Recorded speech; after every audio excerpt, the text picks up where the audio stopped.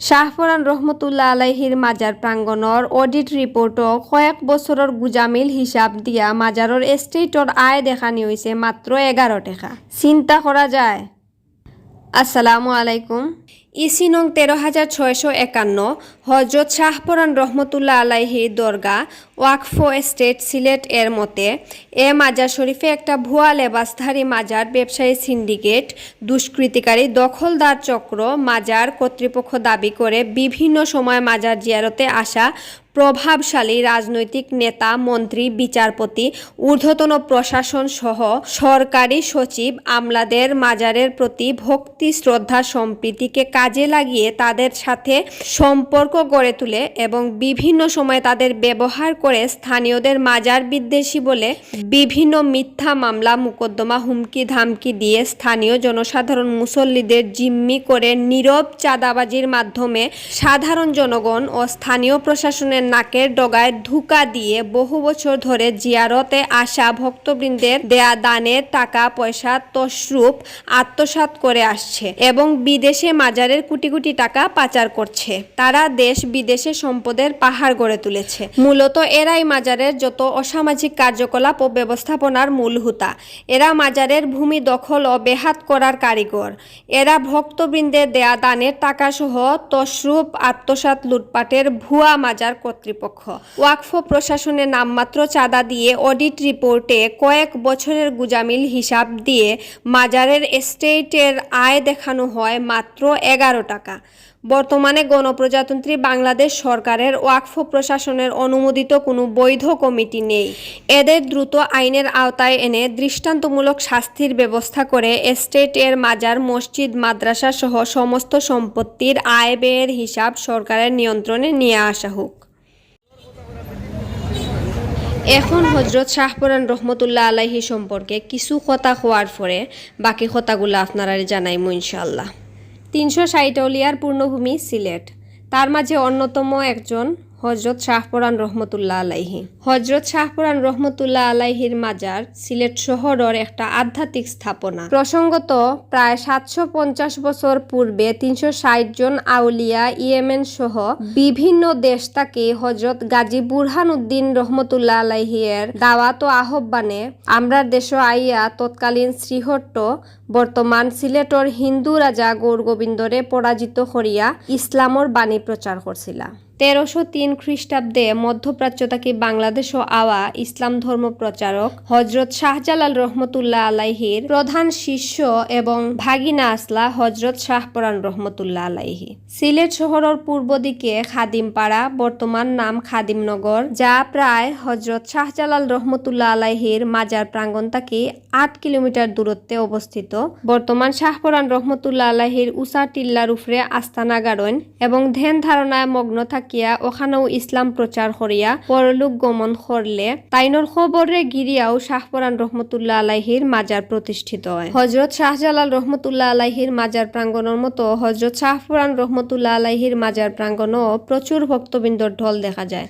কিন্তু হজরত শাহপরান রহমতুল্লাহ আলাইহির দরগা শরীফও দান খয়রাতর টেকা অর্থাৎ ভক্তবৃন্দ হলে যে দান খয়রাত করেন এই টাকাগুলা মোতাল্লি মামুনুর রশিদ ও সহযোগী খাদিম অর্থাৎ তাহার আত্মীয় স্বজন উন্নয়নের কোনো কাজে না লাগাইয়া কুক্ষিগতভাবে স্থানীয় প্রধান কার্যালয় ওয়াকফ প্রশাসকের দুর্নীতিবাজ কর্মকর্তা সহকারী ওয়াকফ প্রশাসক স্থানীয় ওয়াকফ পরিদর্শক গং মানে অন্যান্য যারা আছেন এর যুগসাগলে আত্মসাৎ করিয়া কোটি কোটি টাকার সম্পদ অর্জন সহ বিলাসবহুল গাড়ি বাড়ি ও প্রচুর বিত্তের মালিকন। লিখিত আছে এই কর্মকাণ্ডগুলা তারারে সহযোগিতা করছেন এলাকার বিএনপির প্রভাবশালী নেতারা ও ওয়াকফ প্রশাসকের সহকারী ওয়াকফ প্রশাসক ও ওয়াকফ পরিদর্শক গং। তৎকালীন মুঘল সম্রাট মাজারের অনুকূলে 360 হাল জমি দান করছিলা। এই দানকৃত ভূমি যারা অতীতে মাজার জবরদখল করিয়া রাখছিলা তারা বিভিন্ন সময় বেহাত করেন। বর্তমানে মাত্র 7.84 শতক ভূমি নিয়ে বর্তমান মাজার শরীফ অবস্থিত। হযরত শাহপুরান রহমতুল্লাহ আলাইহির মাজার শরীফর বর্তমান মুতোয়াল্লি মামুনুর রশিদর পিতা আসলা হারুনুর রশিদ। মামুনুর রশিদ মুতোয়াল্লি নিযুক্ত হইবার আগে মাজার শরীফর মুতোয়াল্লি আসলা কুটি মিয়া। কিন্তু কুটি মিয়া অসুস্থ ও নিরক্ষর হওয়ার কারণে এলাকার লোকজনে বর্তমান মুতোয়াল্লির পিতা হারুনুর রশিদ মাজার মসজিদর মুয়াজ্জিম থাকায় এবং তিনি মরণভেদী ক্যান্সার রোগে আক্রান্ত হইয়া পরলোক গমন করলে এবং তাইনোর চিকিৎসা করতে গিয়া তাইনোর পরিবার নিঃস্ব হয়ে গেলে খাদিমপাড়া এলাকার দেওয়ানোর চক গ্রাম মামুনুর রশিদ তার পরিবারে আশ্রিত হিসাবে তাইনোর নানার গরু চরানি ও গৃহর কাজ কর্তা। মামুনুর রশিদর অসহায়ত্বর কথা বিবেচনায় আনিয়া এলাকার লোকজন একত্রিত হইয়া হৌসময় করুণা করিয়া এলাকার মানুষে মামুনুর রশিদরে মাজারর সহকারী মুতোয়াল্লি হিসাবে দেখাশোনা করার দায়িত্ব দিসলা। মাজার শরীফর আগর যে মুতোয়াল্লি আসলা কুটি মিয়ারে কৌশলে বর্তমানের যে মুতোয়াল্লি মামুনুর রশিদ বিগত 74 ইংরেজি সন অব্যাহতি করাইয়া তাইনোর জাগাত তাই নিজে মানে মামুনুর রশিদ নিজে দায়িত্বপ্রাপ্ত হইছেন। তার আলোকেও 77 ইংরেজি সন মাজার ব্যবস্থাত অনিয়ম দেখা দিলে ওয়াকফ প্রশাসকর নির্দেশে 11 সদস্য বিশিষ্ট গণ্যমান্য ব্যক্তিবর্গ সহ উপদেষ্টা কমিটি গঠিত হয়েছে ওয়াকফ কর্তৃক অনুমোদিত।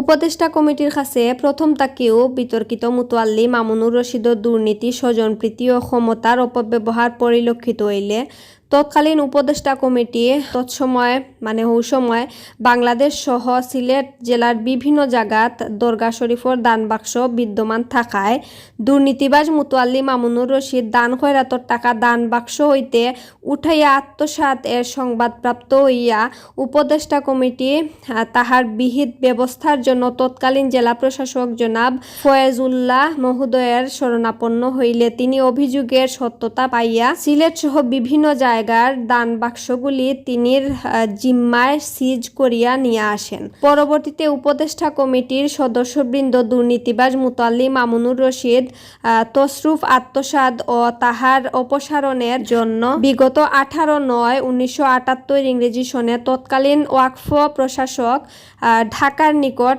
একটি সুনির্দিষ্ট অভিযোগ দাখিল করেন এবং অভিযোগটি প্রাথমিকভাবে প্রমাণিত হয়। তৎসময়ে দুর্নীতিবাজ মুতোয়াল্লি মামুনুর রশিদ মাননীয় ওয়াকফ প্রশাসক বাংলাদেশ 2 নং আমিনবাগ শান্তিনগর ঢাকা 1 সমীপে বিগত 27/9/78 ইংরেজি তারিখে পদত্যাগপত্র দাখিল করেন। কিন্তু মুতোয়াল্লি সাহেব 10 জন উপদেষ্টা কমিটির সদস্য ও ওয়াকফ কর্তৃপক্ষ সহ অন্যান্য ব্যক্তির বিরুদ্ধে মিথ্যা তথ্য পরিবেশন করে নিষেধাজ্ঞার দাবিতে মনগড়া ভিত্তিহীন 202/79 নং মামলা দায়ের করে এবং তার বাহিনী নিয়ে মাজার জোরপূর্বক দখল করে। প্রথমে অস্থায়ী নিষেধাজ্ঞা জারি করে এবং মুতোয়াল্লির আত্মীয় স্বজন যারা মাজারের ভূমি দুর্নীতির মাধ্যমে আত্মসাৎ করার জন্য আদালতে মামলা করে পরাজিত হয় এবং এলাকাবাসী তাদেরকে বিতাড়িত করেন। তাদেরকে সংগঠিত করে মাজারে প্রবেশ করাইয়া একটি মনগড়া কমিটি গঠন করে ও একটি বেআইনি মনগড়া গঠনতন্ত্র তৈরি করে ওয়াকফ ও অসাধু কর্মকর্তাগণের সহযোগিতায় 1982 ইংরেজি সনে তাহা অনুমোদন করাইয়া নিয়ে আসেন এবং মামলাটি একতরফা সূত্রে বিগত 18/9/85 ইংরেজি তারিখে রায় করান। এরপর তাকে আজ পর্যন্ত এখনো পর্যন্ত তারা মাজারর দখল আসেন। খালি শাহপুরান রহমতুল্লাহ আলাইহির মাজার প্রাঙ্গণর ভক্তবৃন্দর দান দক্ষিণার টাকা লুটপাট ও তসরুফ করিয়া মামুনুর রশিদ এখন বিলিয়নার এবং তাইনোর সহযোগী দখলদার খাদিমরা টাকা পয়সা লুটপাট করিয়া সকলেও কোটি কোটি টাকা সহ দেশ বিদেশ ও সম্পদর পাহাড় গড়িয়া তুলছেন। বিভিন্ন ধরনের এই বিষয়গুলা লইয়া এলাকাবাসী প্রায় সময় গর্জিয়া উঠছিলা আর বিষয়গুলা স্থানীয় এবং জাতীয় পত্রিকা এবং ইলেকট্রনিক্স মিডিয়াতো ঢালাওভাবে প্রকাশ করা হয়েছে। তো ইনোর মাঝে আসলে অনেক কিছু দেওয়া আছে বিস্তারিত, তো এত কিছু হইতে গেলে আসলে 1 ঘন্টা লাগি যাব। এর লাগে আমি আপনারা সংক্ষেপে যতটুকু সম্ভব হওয়ার চেষ্টা করি। আর মাজার প্রাঙ্গণের সেগুন গাছ সহ অন্যান্য গাছগুলাও ওয়াকফের অনুমতি ছাড়া মুতাল্লি ও খাদিমরা কর্তন করছেন, এটার সত্যতা পাওয়া গেছে এবং এই যে এইসব টাকা পয়সাগুলা এগুলা আসলে এগুলা সহ দান খয়রাতের টাকাগুলা তারা মাজারর কোনো উন্নয়নমূলক কাজে ব্যবহার না করিয়া তারা নিজেরা আত্মসাৎ করিয়া আইরা বলিয়া আসলে আমরা ইনো দেখতাম পারলাম। তবে দরগা শরীফও যে উন্নয়নগুলা হইছে এগুলা আসলে ভক্তবৃন্দ এবং সরকার কর্তৃক হইছে। দরগা শরীফও যে দোকান কুটাগুলা আছে ওয়াকফ কর্তৃক মাত্র একটার অনুমোদন আছে, বাকিগুলা অননুমোদিত বা অনুমোদিত নাই। অর্থাৎ মুতল্লি ও তাইন সহযোগী লোকজন এগুলা ভোগ করিয়া আইরা এবং ওয়াকফ প্রশাসকের প্রশ্রয়ে তারা আসলে অনুমতি না দেখাইয়া দোকান কুটাগুলোর ভাড়া আদায় করিয়া আইরা এবং এগুলা আত্মসাৎ করিয়া আইরা। এবং আমরা প্রতিবেদনের মাধ্যমে জানতাম পারছি ভক্তবৃন্দ হলে যে আগরবাতি এবং মোমবাতিগুলা দিয়া আইন মাজারও এই আগরবাতি এবং মোমবাতিগুলা আবার আসলে দোকান কুটাত ফাটাই দেওয়া হয়।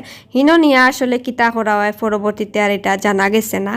তবে বর্তমানে মতোয়াল্লি মামুনুর রশিদ বেশিরভাগ সময় আমেরিকা থাকেন এবং মতোয়াল্লির দায়িত্ব ঠিকমতো পালন করেন না বলিয়া জানা গেছে। এই বিষয়গুলো আসলে প্রত্যক্ষ এবং পরোক্ষভাবে সহজ হিসাবে কারো পক্ষে মানিয়ে নেওয়া সম্ভব নয়। আমরা সংশ্লিষ্ট প্রশাসনের দৃষ্টি আকর্ষণ করবো এই বিষয়গুলা যাতে সুষ্ঠুভাবে তদন্ত করা হয়, যে বিষয়গুলা কতটুকু সত্য এবং কতটুকু যুক্তিযুক্ত এবং আসলে সুষ্ঠু সমাধান আমরা চাইমু।